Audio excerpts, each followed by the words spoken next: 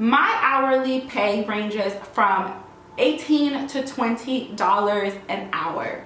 Hello beautiful people, and welcome back to my channel. If this is your first time here, hello, my name is Beebee, and guess what? It is a beautiful day to save lives. So today I am going to be answering all your travel nursing questions, at least the top 5 that I always get when it comes to travel nursing. How much do I get paid? How do I find somewhere to live? What is the worst and best things about my job? I'm going to be answering all your questions today.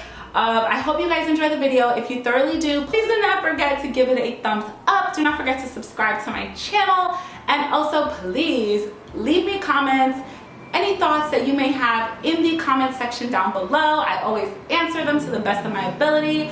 And yeah, let's just jump into the video.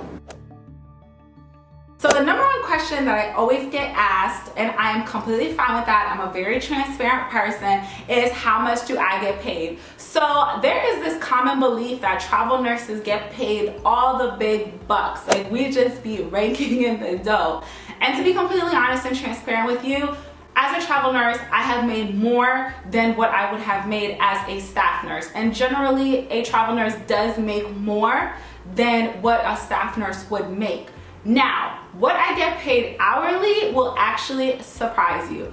My hourly pay ranges from $18 to $20 an hour. Yeah. I get paid about $20 an hour. How that works, and I'm going to break down in the most simple layman's term that I can about travel nursing pay, is that your check is actually broken down into 3 separate parts. As a travel nurse, you get paid every single week, whereas most nursing jobs are bi-weekly. So when you look at your check, it is going to be divided into 3 separate parts every single week. So if I'm getting paid $20 an hour and I work my 36 hours, that is going to come out to $720 a week, correct? So that $720 is going to be taxed. That would be your normal pay that I would be getting if I was working another job for $20 an hour.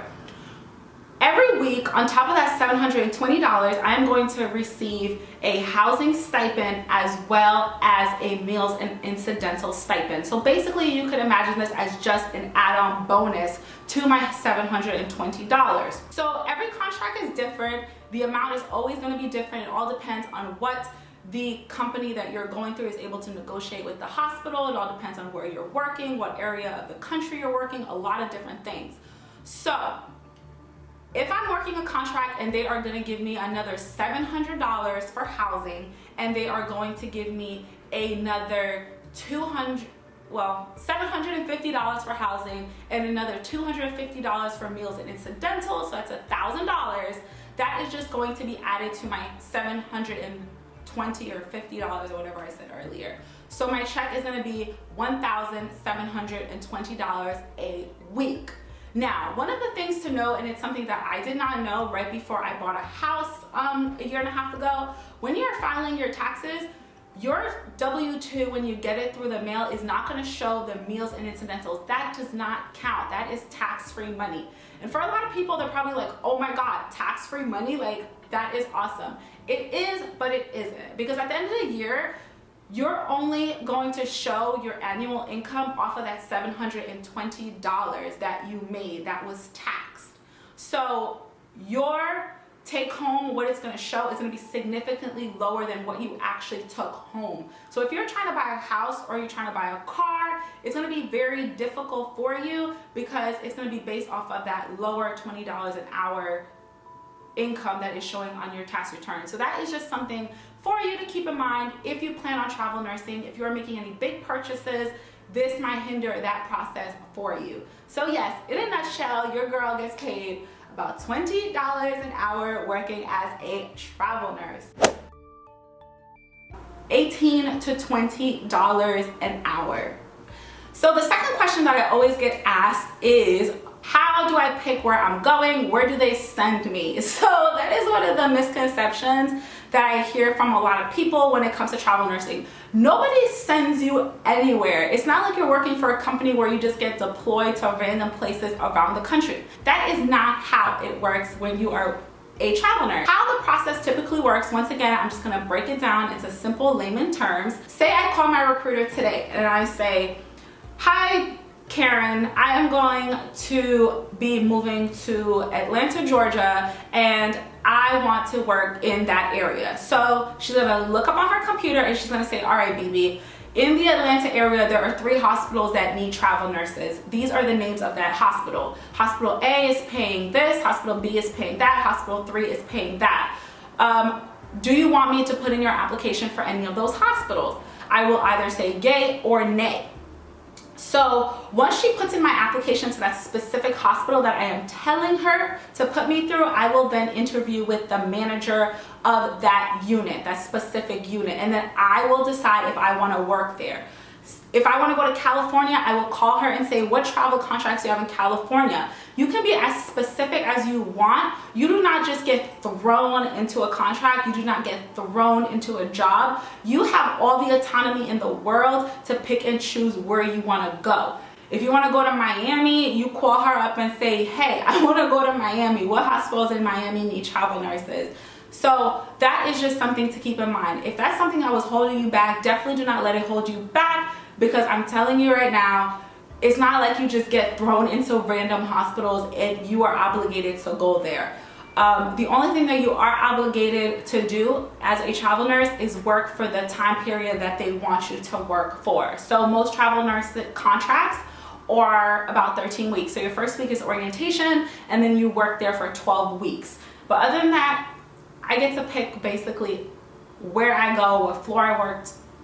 Everything is up to me. So don't let that hold you back, sis.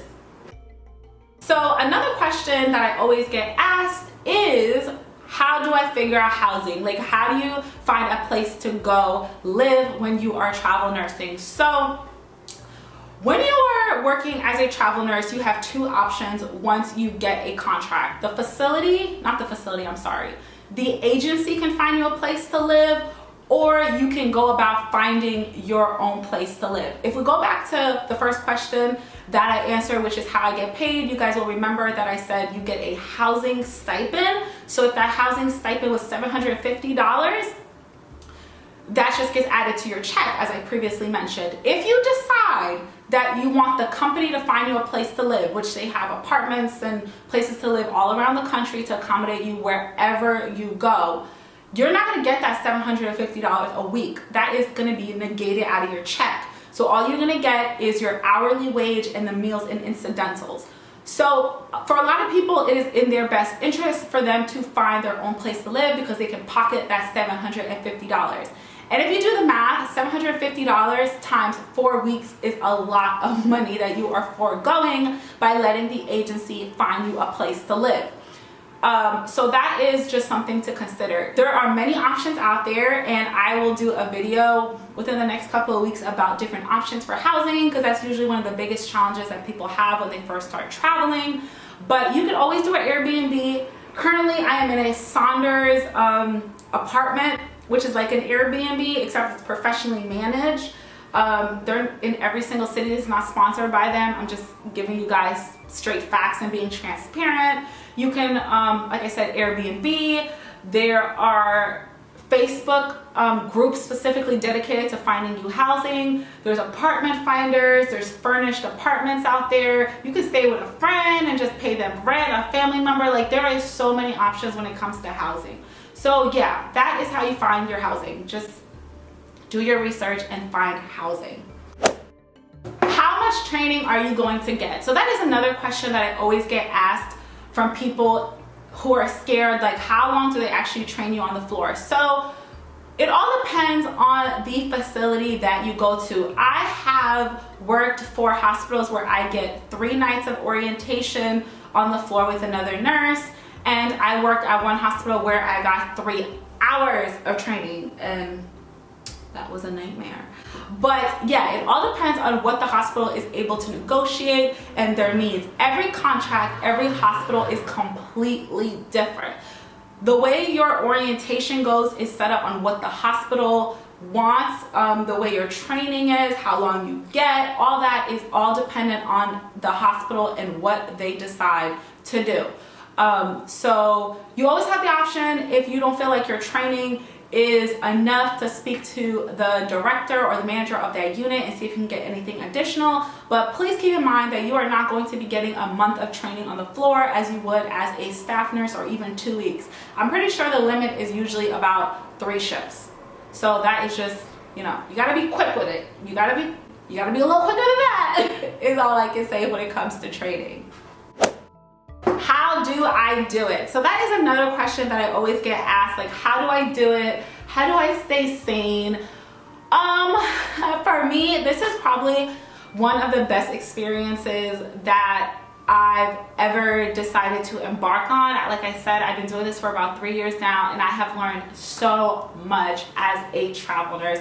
I have made so many friends, I have made so many different experiences, and ultimately this has given me a life that I'm thoroughly enjoying. I mean, I know everyone does travel nursing for their own reasons, but for me, this has always been about the experience.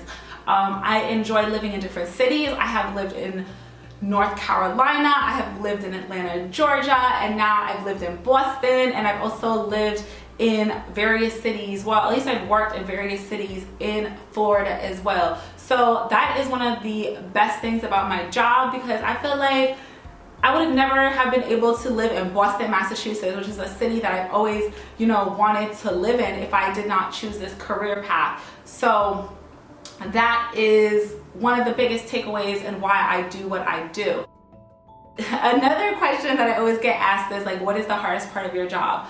For me personally, the hardest part of my job is learning to acclimate to every single hospital's policy and procedures. And if you are somebody who is very stuck in your ways, who find it very difficult to bend, to acclimate, I probably would not choose travel nursing for you. Like, for example, this is the first hospital that I've ever worked at where nurses are not allowed to put in peripheral IVs. I was shooketh.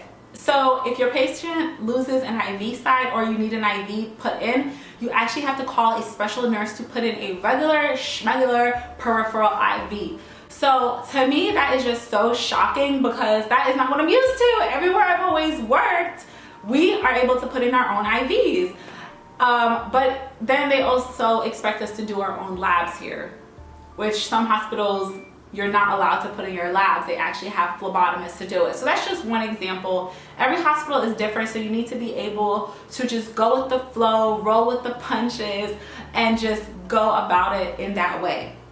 So that is it. That is the end of the video. I didn't want to make it too long. I just wanted to answer these questions that I find a lot of people always ask me about when it comes to travel nursing. I hope you found it helpful to you, and please do not forget to give this video a thumbs up if you thoroughly enjoyed it, and also do not forget to follow me on Instagram. So on Instagram, that is where I document all my travels. It's kind of like my traveling diary.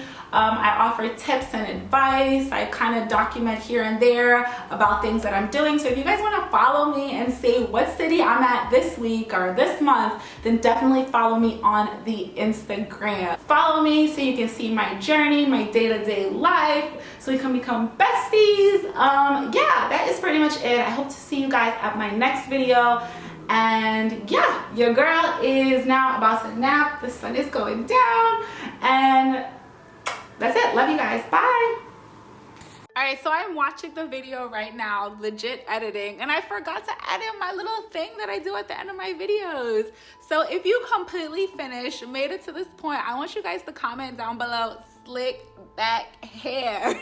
So I'm watching the video and I'm like, yo, my hair is like so slick back in the serious low pony. So yeah, slick back hair if you finished my video. Thank you guys so much for watching. Thank you so much once again for supporting. And if you finished, give yourself a thumbs up and comment slick back hair. See you guys soon. Bye.